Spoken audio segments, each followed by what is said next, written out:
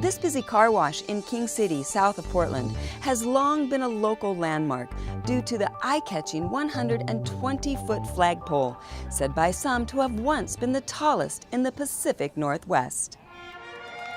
And this past August, something was run up that flagpole that drew cheers, and a few tears, from those present for the flag raising that kicked off King City's week-long 50th anniversary celebration.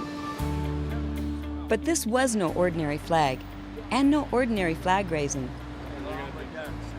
20 by 30 feet in size, it was raised by a color guard composed of decorated American veterans of World War II, Korea, Vietnam, Afghanistan, and Iraq, assembled for the occasion by the civic leaders who have led the drive to have King City designated a Purple Heart community. And many recipients of that medal awarded to all U.S. service personnel wounded in action were on hand to be honored and thanked and to tell their stories. I was a rifle platoon leader in the 3rd Squadron, 4th Cavalry, D Troop, and had 45 men under me and served a year there, and came back, bought a Chevron station. There was a lot of veterans here today. I mean, I think that's one of the things that's very important to a combat veteran is being around other combat veterans as they grow older. As for the flag itself and the flagpole it flies from, they too have a story to tell.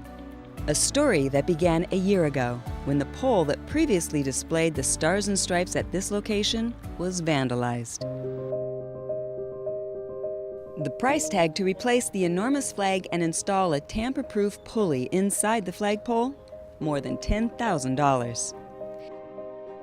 But to Charles Cady, owner of all 20 Oregon, Southwest Washington, and Central California Cady car washes, it was worth the expense.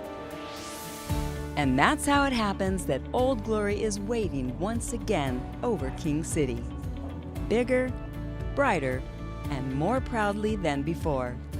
And as moving as the flag raising was for the King City residents who attended, and for the veterans they came to honor, it was equally so for the Cady personnel who were there to help make it all happen, including Rich Dunn, himself a U.S. Army combat veteran.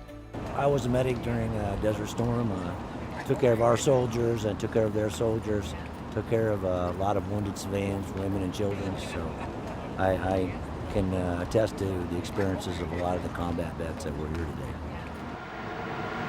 When it was over, the Cady employees here returned to the business of washing cars. But even as the sound of an overflying helicopter faded into the distance, the gently billowing banner atop the towering flagpole stood to remind King City residents of the meaning of this morning's ceremony for a very long time to come.